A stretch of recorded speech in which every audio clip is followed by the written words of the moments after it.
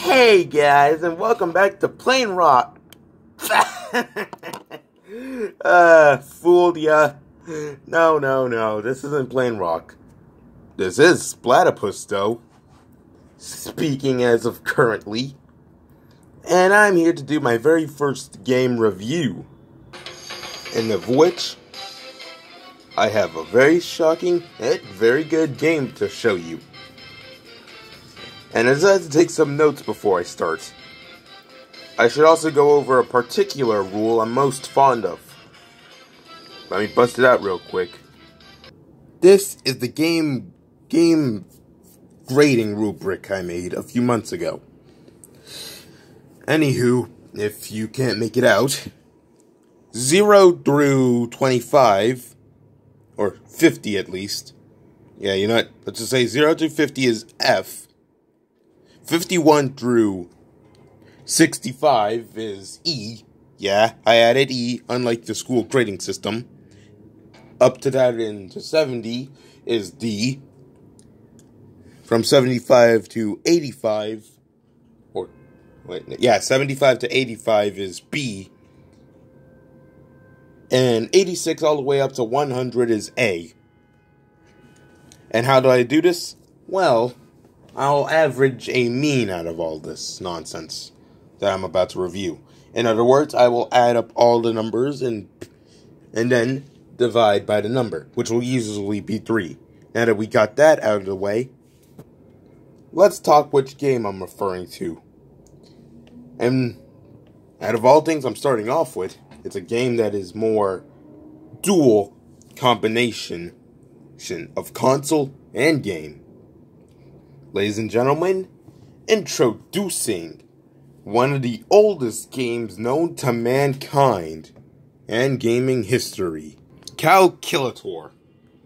Yes, it may look a little primitive, but back in 1967, this thing developed by Texas Instruments was a very popular game.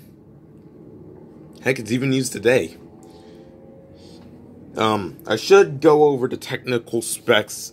It's basically the equivalent of a Game & Watch. So design-wise, 50.5. The game does have a story, however, it's not given it's in instruction manuals. No. In fact, you're gonna have to figure that one out for yourself, young bucks.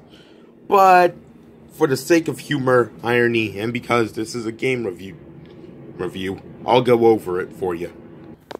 So anywho, you take a character and send them out on a treasure hunt, aka the X button, obviously. But as soon as you get that, you have to deal with enemies like these snake things.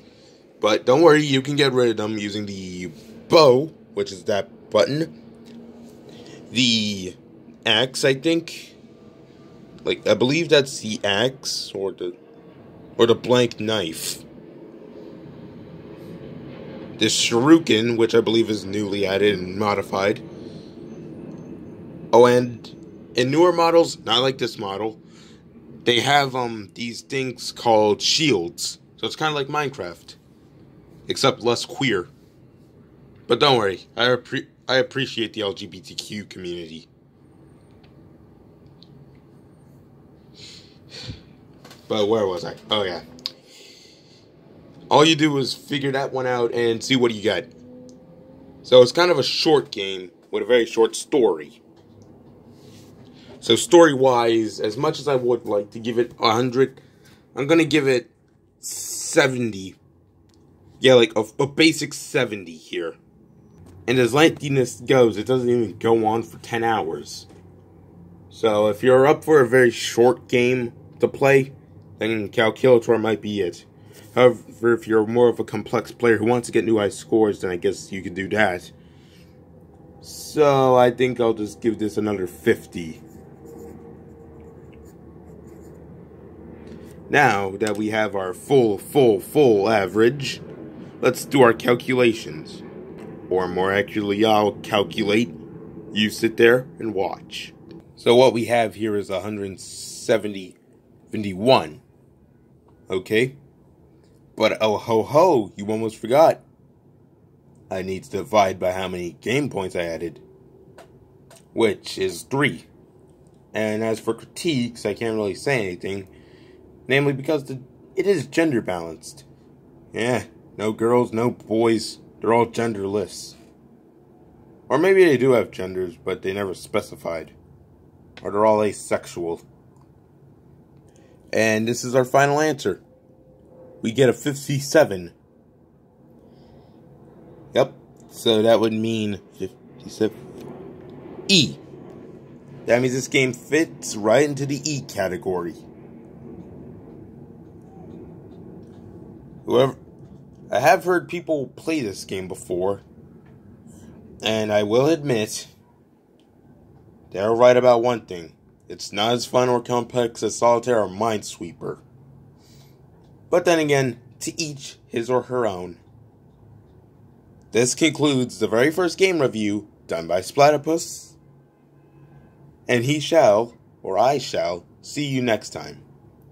And remember, games are cool, drugs are for fools. And I'll be looking for my own catchphrase to open with next time.